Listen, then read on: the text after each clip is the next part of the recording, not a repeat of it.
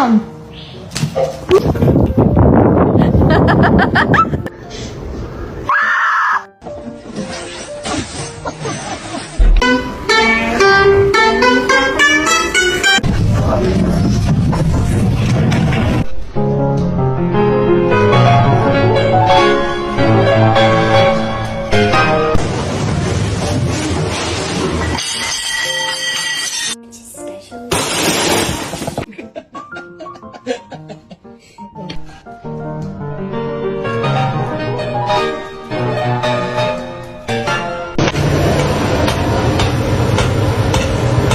What the hell's the matter with you, Bob?